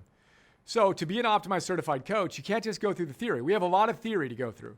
At times you will feel overwhelmed. Fantastic. Talk to someone in class 2 or 3 or whatever, and you'll hear it. You're going to catch up. It's all good. Just keep on going. We've got the Mastery Series, the Plus Ones, the PNs, the 101 classes, etc., all of which supports everything else. But ultimately, it's about the practices. Each of our core fundamentals has a practice that you, if you want to be a certified coach, need to commit to. We'll have a basic floor and then a target, but that's how we're going to move from theory to practice to mastery. It can't be an abstract thing. You need to actually do the thing, which is what makes our program perhaps so distinct. And we deliberately chose this because we don't want to just teach you these things. We want to fundamentally and permanently change your life. And we need you to be a radiant exemplar. We need you to do the work on client number 0 such that who you are, as Ralph Waldo Emerson says, what you do and who you are speaks so loudly I cannot hear what you say. Right? We want people coming to you and saying, what did you do? I just had a recent interaction with one of our coaches, lost 22 pounds in the first X months and tripled his sales. Well, people are coming to him. What are you doing? We have so many people. One woman struggling with MS. Her brain is scanned every year. She had it scanned right before we started our work together and at the end. Her neurologist looked at her brain scan, which had changed, goosebumps, so dramatically that he said, what did you do? And she said, optimize. Gives me tears in my eyes. So we need to actually do these things. We are going to challenge you to do some simple floor behaviors and some aspirational targets, etc. But anyway, eating. If you talk to any of the experts in these domains, they're going to say this is the most important, eating or moving or sleeping. But eating, important. The number one thing we're going to get out of this is our food system is dysfunctional. The junk food industry spends $12 billion a year on research, junk science, Mark Hyman calls it, in his great book, Food Fix, trying to convince us that their food isn't that unhealthy. It's very much like, frighteningly akin to the tobacco industry back in the day. It's actually enraging. There's only $1 billion of independent research, whereas there's $12 billion on junk science. We're going to have a long conversation on that. But the number one thing that the independent research shows is sugar is toxic. They call it cancer candy, candy for cancer cells. So we have a big 3+1 food rules. Food rules, 3+1. The number one rule is don't drink your sugar. If you drink sugar sodas or sugared fruit juice or sugared anything, stop doing that. If you want to commit to optimizing your insulin, your leptin, your overall metabolism to reach your ideal weight, which is what it's all about, getting your metabolism right. It's disrupted if you're over-consuming sugar. Rule number 1, don't drink it. And again, parents, fruit juice is just as bad as soda. We don't want to give that to our kids. Give them whole foods, but don't give them pure sugar, basically. That's rule number 1. Rule number 2, in liquid form. Rule number 2, food rule number 2, is eat real food, playing around with Michael Pollan's food rules. Plus, we say, throw away the factory food. Eat real food. Throw away the factory food. 3 types of factory food we want to throw away. Ultra-processed food, food that didn't exist even 10 years ago, 20, 30, 40, 50 years ago, right? All these ingredients you can't even read, those are made in a chemist's lab. They don't belong in your body. Yet 60% of our diet comes from ultra-processed food. For every 10% of your diet that comes from processed food, your risk of chronic disease goes up by 14%. It's no joke, right? Some absurd 66% of our population is overweight or obese. 80% of chronic disease is preventable, and these are the levers to pull. Ultra-processed food. Look at your label. If you cannot pronounce it, or you wouldn't have that ingredient that you can't pronounce next to your salt and pepper and other little things in your house, don't eat it. It's a big rule. Then factory food thrown out, ultra-processed. Then factory-farmed animals for a lot of reasons. We hit it 3 on that as well. Ethically, inhumane. Nutritionally, they're totally imbalanced. They're sick. They're taking antibiotics because they're eating the wrong food. Cows are meant to eat grass, not grains. They get sick. Their omega-6-3 gets imbalanced. We'll talk about this in detail. Now, we'll leave it at that. And then the third thing, well, I'll actually say, it's not the cow, it's the how, Mark Hyman says. It's not the cow or the animal product per se that's so bad. It's how it's raised which disrupts it. You can actually get some positive benefits, certainly nutritionally and even environmentally, through grass-fed, et cetera. Longer chat we'll save for that discussion. Then the third factory thing we want to throw out as we eat real food is vegetable oils. It sounds good, doesn't it? Soybean oil, canola oil, Safflower oil, corn oil, these are health foods, right? No, they didn't exist 100 years ago. Literally, before the Industrial Revolution, you couldn't squeeze a soybean to get oil out of it. Socrates has been hammering olive oil 2,500 years ago. It's been around for thousands of years. Soybean oil didn't exist 100 years ago. Now it accounts, by some measures, for 20% of our total caloric intake. Insane. Didn't exist 150 years ago, 150 years ago. 20% now? That literally is crazy. You tell me. Millions of years of evolution, 100 years, 20% of our calories. And 60% from ultra-processed that didn't exist. Throw it out. It's not wise. It disrupts your omega-6 and 3 imbalance again. Go pick up a salad dressing label. I'll bet you number one ingredient is soybean oil. Longer chat will have an eating. Number one thing again, sugar. How much are you consuming? And know that it comes in like 60 different names. We will have a nice long chat on that when we get to eating. Moving, less intense, more simple. Draw a circle, movement. And within that is exercise. Katie Bowman idea. Movement transcends and includes exercise. You need to exercise because you get a little Ritalin, a little bit of Prozac, hope molecules. Exercise is as effective as Zoloft in reducing depression. If you're not exercising, it's as if you're taking a depressant, literally. There's a step count threshold above which you're less likely to get depressed and anxious, below which you're more likely. You know what it is? Guess. 5,649. How many steps are you getting? We're going to challenge you to measure it because what you measure improves.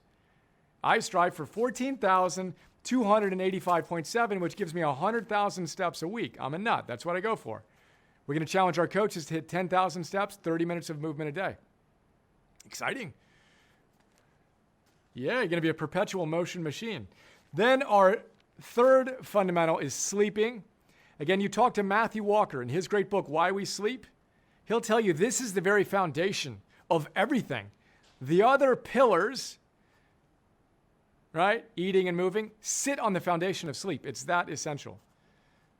Again, we've mentioned this, but sleep is a bridge from despair to hope. A good night of sleep goes both ways. You don't get a good night of sleep, oh, hope, despair. 2/3 of the U.S. population doesn't get the recommended 7 to 9 hours of sleep. They also double their risk of getting cancer. Sleep matters more than you think. The number one tip there is a digital sunset. Turn off your electronics at least an hour before you go to bed. That's one of our coaching certification standards. Then we're at breathing. We'll take another break and actually breathe before we get into that.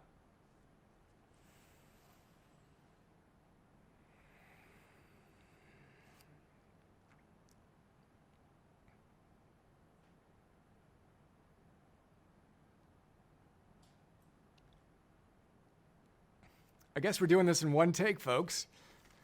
I assumed I'd do a few takes, but we're kind of on a roll. So, breathing. Oxygen is literally cell fuel. Every single cell, every single healthy cell in your body depends on oxygen as its primary source of fuel. Do you know what doesn't require oxygen, by the way? What cells in your body? Healthy cells need oxygen. Cancer cells don't. Isn't that interesting? Yes, part of a longer conversation. They also feast on sugar. PET scan measures tumors, etc. That's really measuring concentrations. It lights up sugar within your, it's crazy. We'll leave it at that. Longer chat. So, oxygen is cell fuel. We need to breathe properly. Unfortunately, most of us breathe improperly, and that is through the mouth. We evolved to breathe through your nose, and playfully, breathing experts tell us you should breathe through your mouth as often as you eat through your nose, which would be never. The only time we used to breathe through our mouths was in a hyper-intense fight or flight situation, right? Now we breathe through our mouths because of chronic stress, bad diet, bad posture, nearly all day, every day. And yes, we are now in a chronic state of fight or flight. Your sympathetic nervous system is triggered when you breathe through your mouth. The good news is you can calm your nervous system by breathing through your nose, deeply into your belly, back out through your nose, nice long exhale. We're going to have fun with that. And we invite Patrick McGowan as a guest luminary in our visiting faculty. Check him out. Moving on, focus is our next fundamental. We want to shine the spotlight of our attention on what's most important right now. Again, scientists tell us that your ability to shine what they call your spotlight of attention, focusing your mind on what's most important, on what you want, when you want, for how long you want, is a hallmark of people who are flourishing. And they also tell us that a wandering mind is an unhappy mind. Think about that. A wandering mind is an unhappy mind. We're going to train our ability to focus. Obviously, technology needs to be mitigated. Then we're going to celebrate. We do all this hard work. We don't want to forget to celebrate. We have 3 parts to this fundamental: acceptance, gratitude, and then celebration. We need to accept ourselves, all of our imperfections. We'll talk about the paradox of optimizing. You go for the best, but you know that you're never going to be perfect. You're never going to hit that perfectly consistently. Tal Ben-Shahar says, our ideals are guiding stars, not distant shores. We're never actually going to get there. Accept yourself. Then accept your reality. Amor fati, love of your fate. Then accept your failures. We're going to talk about the importance of that, bringing it back to Abraham Maslow. Then we're going to be grateful. We're going to talk about the science of it again, 25%, and why that works, and then how to work it. Gratitude journaling, gratitude letters, grateful flow in the moment. Then we're going to celebrate right now, using every moment as an opportunity to cherish this precious experience that is our lives. Before we move on, we've been at this for a while. How long have we been going? Did I not start my watch? I didn't. I don't know. It's been a while. Prospering is our final 7th fundamental. The word literally means to move forward with hope, to prosper. The opposite is to have despair, to have no hope. When you have hope, again, 1, 2, 3, better future, agency, pathways, you move toward life's challenges. When you are in despair, you curl up in a little ball. We want to move toward life with power and hope. That's going to be fun. We're going to do some eudaimonic accounting, appreciate your assets. And again, remind ourselves that the way to fundamentally and permanently change your life is to master our fundamentals. Those are our first 6 modules. I'm literally sweating now, sitting here in a studio outside of Austin, Texas, in our barn. I'm going at it. I have never done this long of a take, but I'm feeling it, so let's keep on going. Take another deep breath. Then we're going to move to module 7. Got the AC pumping, but it's a hot day. Optimist you, practicing your philosophy. Let's practice one more deep breath now.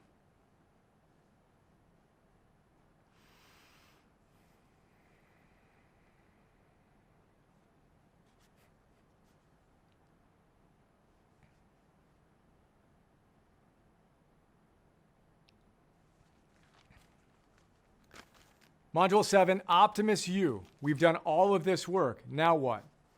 Now it's time to practice our philosophy.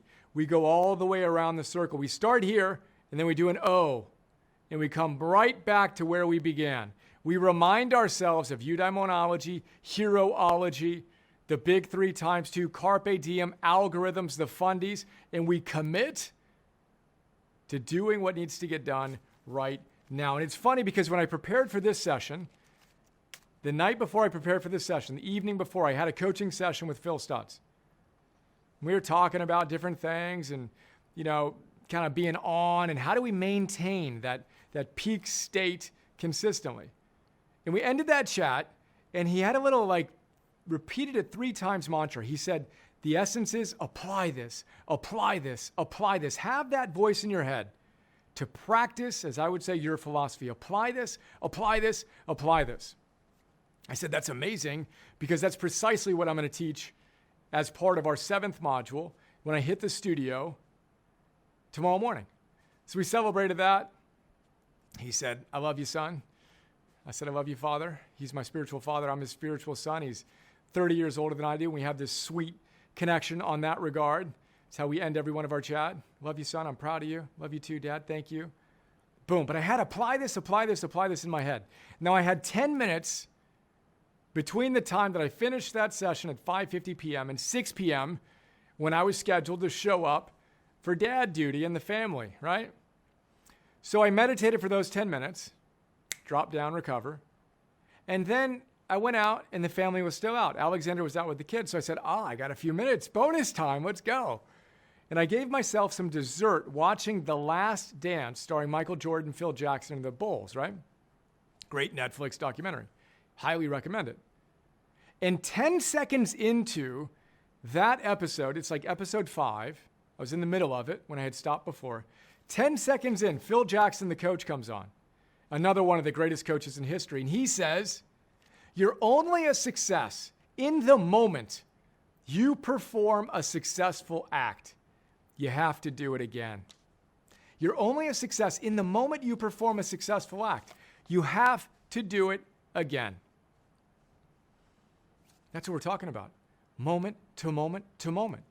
You're only a success in the moment you perform a successful act. Close the gap. Arete, arete, arete. Experience that joy of flourishing, and you're never exonerated. It's a word Phil Stutz uses. Exoneration. We all want to be exonerated. Come on, I've worked hard enough. I should be done. Sorry, that's not how it works. You're never exonerated. And your story that you should already be there is actually, perhaps, the greatest source of your suffering. Embrace the fact that it's always day one, as Jeff Bezos says at Amazon. It's always day one at Optimize. Start again, start again, start again. You're only a success in the moment you perform a successful act. You got to do it again and again and again and again and again.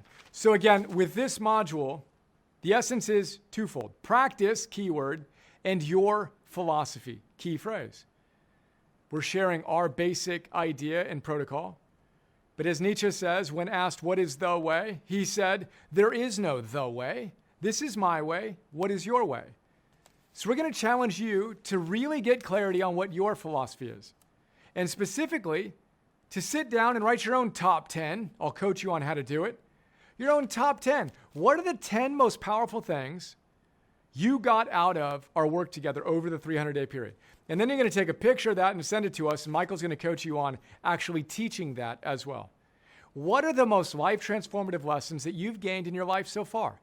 At the end of our time together, we're going to revisit that and get really clear, then have those ideas, those tools, those weapons ready at hand to use on our hero's journey.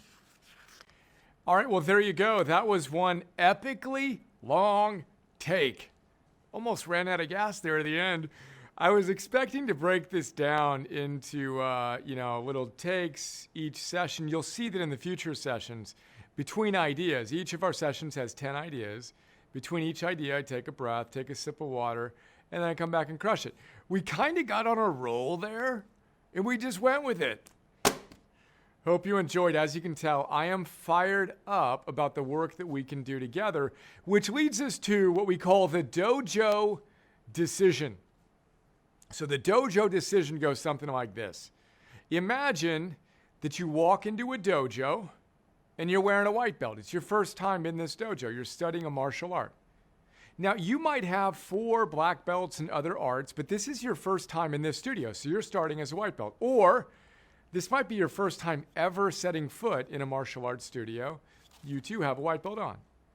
Now, the question for you is this. As you enter that dojo, are you there just kind of going through the motions? Like you're happy to be off the couch and you're in the dojo, check you out, awesome, which is fine. We all need to take steps forward. Or are you in that dojo and you're going for mastery, going through the motions versus going for mastery? Now, obviously, if you're going for mastery and you want to be a black belt in as efficient a time as you can, it's not going to be a week or a month or even a year. A real program is going to challenge you over a matter of years to see what you're capable of.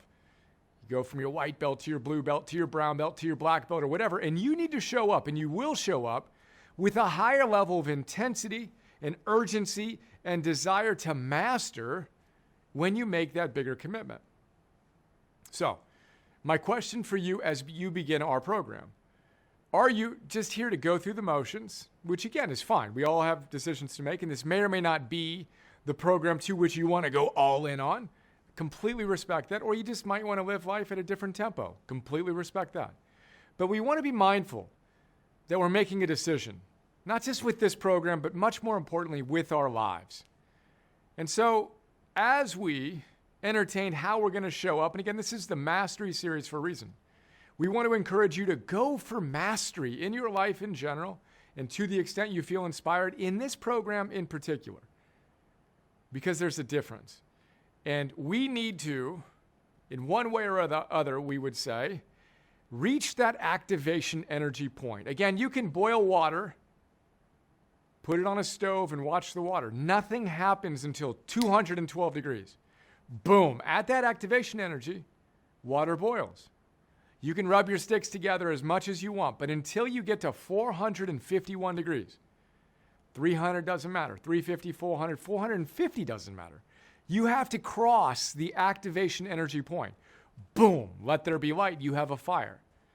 Which is why Joseph Campbell, again, our hero's journey scholar, tells us, quoting Sri Ramakrishna, do not approach enlightenment, or in our case, optimizing and actualizing in service to the world, unless you approach it like a person whose hair is on fire seeks a pond. It's that level of 451 activation energy going for mastery intensity and urgency that allows us to step through into the next level of our potential. My coach, Phil Stutz, would say, it's as if God lives in this sphere and you live in this sphere, and those two circles meet. There's a dot right where they meet.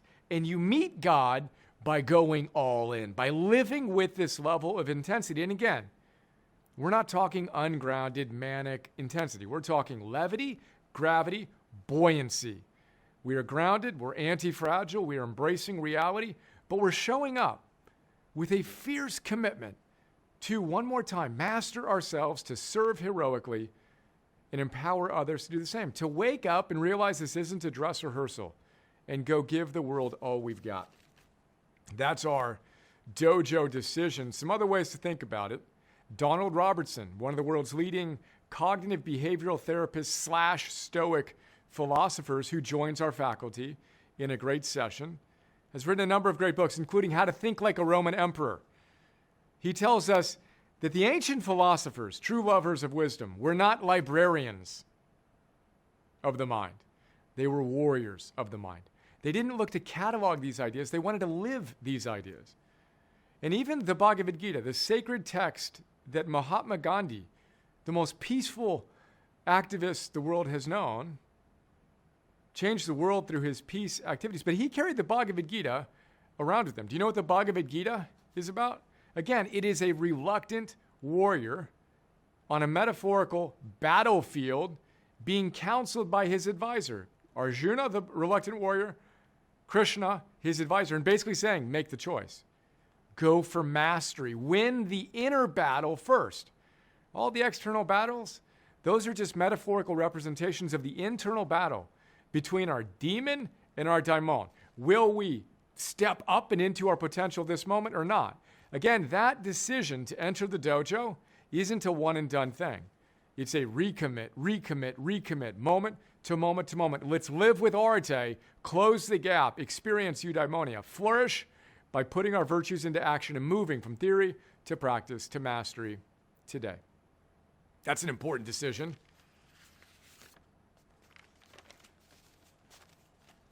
Then we're ready for our reflection exercises. We have 3 of them as promised. So it's time for another deep breath. We got some work to do. We're going to hop in a time traveling machine. We're going to take 3 quick trips.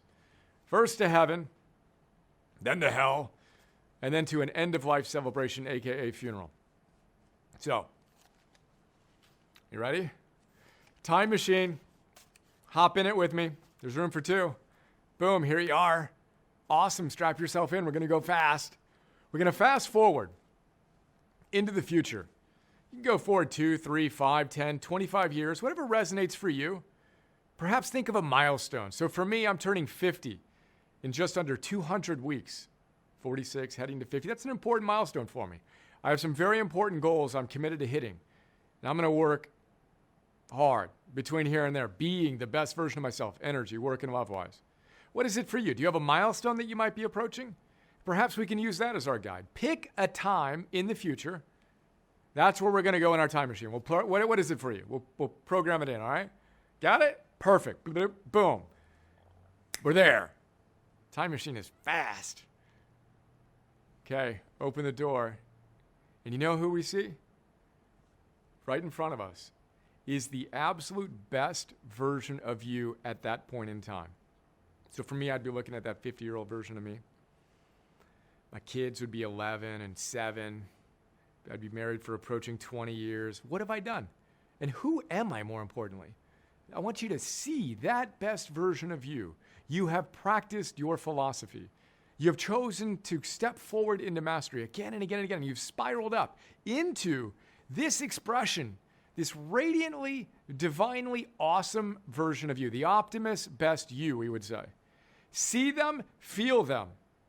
Imagine how they show up energy, work, and love-wise. Feel their vitality, their calm confidence, their wisdom, again, their self-mastery, their courage, their love, their hope, their gratitude, their curiosity, and their zest. I want you to feel it. Then you get to spend, I'm going to step out, you get to spend some time with them. We'll have a couple of journaling exercises that Michael, again, our head coach, will walk you through. Imagine you have 30 seconds to spend with them. What do they tell you in that 30 seconds? What advice would they give you? What would they want to whisper into your ear that'd be important for you to consider? And what if you had an hour to spend with them? And what if you actually took that hour and you imagined this and you spent a deep work time block before all the inputs, after a good night of sleep, and you said, you know what? I'm going to bring that daimon, that best self, into my life right now. Science says imagining your best self in 5 years and how awesome your life can be is one of the most robust ways to boost your hope. We know hope is important. This is a powerful exercise. Feel it. Know you can create it. Know it's going to be challenging. And know together we can do some amazing things. Then think about what one thing, if that best version of you could only tell you one thing right now in order to become that best version of you, what would they tell you? What would the one piece of advice be? Mine would be keep going. You got this. Let's go. It's 3 things, but basic idea. Let's go. Let's go. You're on it. Just stay on the path. How about you? Now, you got to say goodbye. We're going back to today. Vroom, we're back. Okay, awesome. That was fun, huh? Now we're not going to have as much fun. Now we're going to take a little different trip. This time we're going to fast forward, and we're not actually going to see that best version of you. We're going to fast forward to the end of our lives. And unfortunately, we didn't pay attention in this model, this little thought exercise, we didn't pay attention to that optimist best daimon wisdom, eudaimonic wisdom that was whispered to us.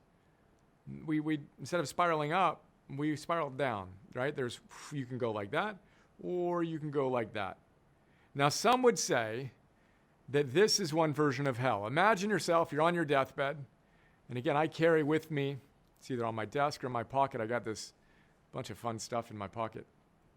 Ryan Holiday, the Daily Stoic, highly recommend it. We'll talk about it a lot. Here's a coin, memento mori, remember death. Classic ancient wisdom practice. Remember death. You never know when your last moment is going to be. The wisest among us keep death as an advisor. And there's a humility and you know what? I don't know if this is the last time I'm going to be able to interact with my kids and my wife and with you. I'm going to give my best. I don't want my last moment to be anything but my best. Memento mori. It's a humbling thing to keep our mortality in mind. Most of us don't want to do that. And then we fritter away moment after moment and day after day. So something like this exercise is a powerful, humbling reminder of not a dress rehearsal, not going to last forever. So anyway, you're on your deathbed. Congratulations, we're all going to get there. And it's very clear that in this scenario, which will not be the outcome that we're going to go do, right? But in this scenario, you didn't fulfill. You didn't even come close to fulfilling your potential. And you failed to honor your deepest truths and to operationalize this virtue by putting in the consistent effort. Now you're feeling that pain, and then right before you take your last breath, the door to your room opens, and in walks that optimist, best, almost annoyingly great version of you at the last moment. You're just right there, boom, and you see who you could have become. And it's hell because you can't do anything about it. Boom, you're gone. Oh, God. Now, the good news is, and again, some would call that hell, to meet the version of you could have become at the moment you can no longer do anything about it. You're gone. Hell. Now, the good news is, if you're watching this, you're not at that moment. We have the opportunity to significantly, fundamentally, permanently change our lives. And it doesn't matter how long, the great spiritual teachers say, the light has been dark in your room. The moment you flip on the switch and you turn on the light, it's light. Now, I put an asterisk on that wisdom and say, yeah, and you might have some dusting to do. You might have some cleanup to do, some cobwebs to clean up. But that's true. Boom. You can change your life from where you are right now significantly, regardless of how long you have. And none of us know how long we have. So let's come back from that quick trip to hell, back to today. Shake that one out. Flip the switch, power pose, chest up, chin down, threads being pulled through the head. We're breathing in nicely. In through the nose, down into our bellies, back out, exhale longer. Clark Kent to Superman style, let's go. Now, we're going to go back through the future. Love that movie, by the way, Back to the Future. The kid, coolest thing ever. We're going to go back to the future, this time through the lens of you really showing up. Again, never perfectly. Our ideals are guiding stars, not distant shores. We're never going to get there. Our potential is always paradoxically asymptotic, which means you're aligned, but you're never quite hitting it. And that's how it should be. You're constantly reaching and growing, yet accepting and celebrating each moment of the way as you continue to actualize. So you're just awesome. You're showing up, energy, work, and love-wise. You live a fulfilling, just complete life. Perfectly, imperfectly perfect. End of your life, boom, same story, deathbed, gone. But this time we have a celebration of life, truly a celebration of life. You walk into a funeral, you see it's yours, and people are truly celebrating this wonderfully, beautiful, humbly heroic life where you gave yourself fully to your family, your community, and whatever it meant for you on a broader sense to the world. What do they have to say? This is how Stephen Covey starts one of his habits, begin with the end in mind. He tells us, begin with the ultimate end in mind. You want to have habits of highly effective people? Well, be proactive. And then also begin with the end in mind. And there's no more ultimate end than the end of your life. What are people going to have to say about you? What are the eulogies that people are going to read to you? We want to know what they're going to say because we want to have a blueprint for what we need to be living today. Because that's not an abstract ideal. That's a concrete reality of our day-to-day lives if we want that to be the outcome that we experience. So what to, and imagine, again, Michael will walk you through this with worksheets, etc. It's a challenging, beautiful exercise, life-transforming potentially. Who says what? Imagine 1, 2, 3 of your loved ones. What do they have to say about you?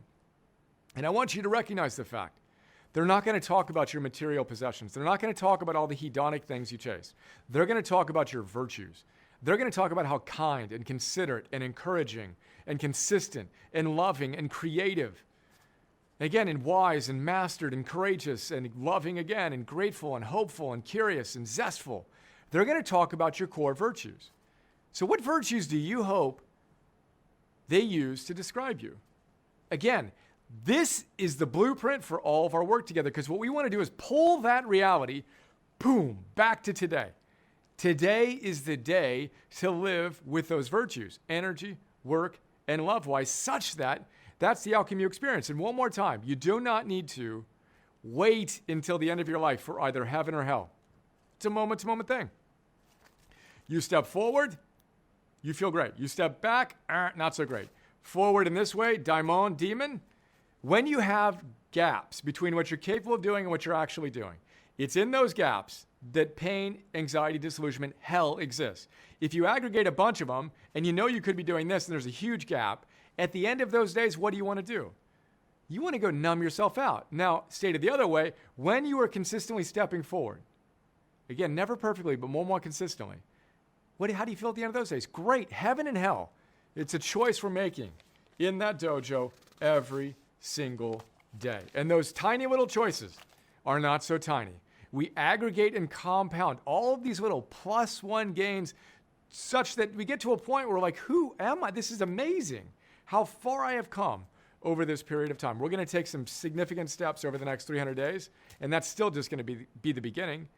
It's always day one. There's always an opportunity to get even more in alignment with our deepest values. As Abraham Maslow says, there's such a thing called hedonic adaptation.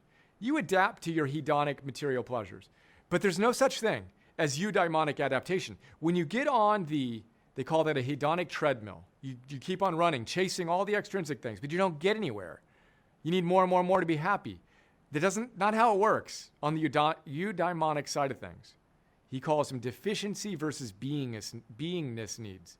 When you get on the hedonic loop, there's no treadmill. You continue to go, and you don't get bored, you don't adapt to it, you get excited about it, and you build on all of your prior gains. And again, you aggregate and compound all these little gains over an extended period of time. You create magic, which is why I'm so fired up and so inspired by the hundreds and hundreds and hundreds of lives that we have been able to humbly help optimize and actualize, which is why I have such confidence in our ability to work together to do great things. All of which leads us to the final part of this very long introductory session, action. So each practice session, each of our sessions has a practice theory that I share, practice that Michael walks you through, and the practice has two facets: reflection exercises and action exercises. You reflect on things, develop self-awareness, then you go take action, developing self-mastery. Cool combination, right? Wisdom, self-mastery, etc. So the practice for today is very simple. And you could say that we're going to summarize our 300-day program in less than 3 minutes right now, or 30 seconds, whatever it takes me to do. We call it the ultimate optimizing algorithm. 3 steps, 1, 2, 3. Step 1. If your daimon, whatever you call that higher version of you, whispers to you or yells at you some advice, listen. Step 1. Step 2, then flip the switch. Say, hi, Optimus. Then step 3, go do what that Optimus best version of you, and give the world all you've got in the only moment that matters, which is right now. That's it. That's all of our work together. Listen to your daimon, assume the position of your best self, and then go do whatever they told you to do. Easier said than done. Takes a lifetime to even approach mastery on that, but that's the ultimate game, and this, we believe, is how to play it well. Again, I am honored to have the opportunity to spend the next 300 days, and God willing, whatever after that, with you. Sending tons of love to you and your family. One more time, let's master ourselves so we can serve heroically and empower others to do the same, so we can change the world one person at a time, together, starting with you and me today. Hey, this is Brian again. I hope you enjoyed that overview of a Mastery Series session and got some wisdom out of it you can apply to your life today. What was it? Again, you can learn more about our Optimize Coach program at optimize.me/coach. And here's a fun little video we put together featuring some of our Optimize Coach graduates describing what they got out of our program and why they loved it so much. You can also check out hundreds of other testimonials at optimize.me/coach. Have an awesome day, and let's do this. This year, everything changed. The single best year of my life. It is the most essential course for living your optimist self, being who you need to be. It gave me clarity of what I want to do in life. If you want to totally change your life, join Optimize. Like, I look at New Year's resolutions every year. I'm really good at making them, but it's funny because I look back and they were always the same goals, like every single year. I can actually do new goals this next year because I've put into practice, and it's just part of my life, it's part of my routine, it's who I am. And that's amazing to be able to move forward like that, with that confidence. Through the program, I've been able to see how much more can I improve, how many things I thought I was doing okay or well that were not, because I was perhaps lacking the right information or being very conscious about the practice. So totally my energy improved, my mood, my vitality. So as I said before, even though I was doing okay, I thought I was doing great. I was doing okay compared to now. So now you can maybe feel it, sense it, much more alive. It's really catapulted me in new directions, and it's helped me be a better leader and coach. You know, I've been somebody who I feel like I hold space for a lot of people, but there wasn't somebody to hold the space for me. Becoming an optimizer was one of those places where, like, oh, wow, this is what that feels like. And it was really powerful. the way that Brian simplifies a lot of the data that he has. Like, he gets the science behind it, but because he uses that every single day in his own life, he makes it really practical and very simple to apply it very easily. Like, if you listen to something on one day, you could be practicing on that same day. We start repeating it or living it without conscious effort, because it just becomes ingrained in who we are. Everyone has their own story that they're kind of living through, and Optimize really helped me to not play the victim in my story, but play the hero and solve my problems. But the piece that was missing my whole life was the part about obstacles. And it's okay to think about what could go wrong. In fact, it's necessary to think about those things and to plan for them. And that's been the most life-changing thing for me over the last year. I've had multiple sclerosis for 30 years. And this year, the work that I did in Optimize dramatically changed my medical history. If you've ever wanted to improve and develop and reach a higher version of yourself, but have been putting it off, this is the time, now is the time. From a person, I'm not getting paid to do this, I would say, go and sign up and do the hard work. This will change your life.